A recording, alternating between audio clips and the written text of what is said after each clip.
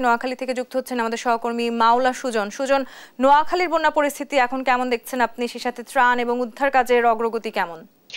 তন্নি বলছিলেন নোয়াখালীর বন্যা পরিস্থিতির কথা। আসলে যদি বলতে হয় যে নোয়াখালীর বন্যা পরিস্থিতি গতকালকে চাইতে আজকে একটু একটু অবনতি হয়েছে। কারণ হিসেবে বলতে হয় যে গতকালকে দিবাগত রাত থেকে সকাল 8টা পর্যন্ত টানা অঝরে বৃষ্টি হয়েছে, মুষলধারে বৃষ্টি হয়েছে। তো এর কারণে বন্যার পানি আরো বেড়ে গিয়েছে বলে জানা গেছে। তো আমি সকাল থেকে বিভিন্ন এলাকায় ঘুরেছি, দেখেছি যে যেসব জায়গায় আগে পানি ছিল না বা কম ছিল এবং সেসব জায়গায় হাঁটু পরিমাণ পানি অথবা এর চাইতে বেশি পানি পরিলক্ষিত করা গেছে। বিভিন্ন জায়গায় যে পানি ছিল ওখানে পানি আরো বেড়ে গেছে।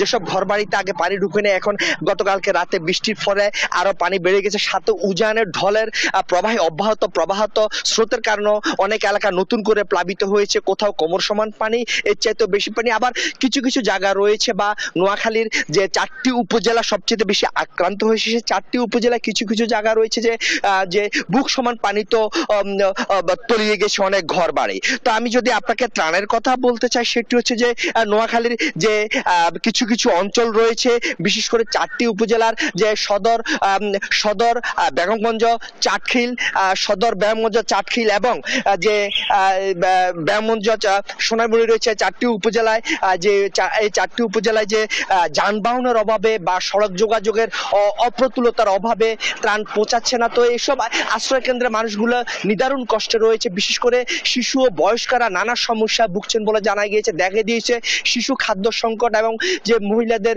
যে নারীদের সুরক্ষা সামগ্রী সেগুলোর সংকট রয়েছে।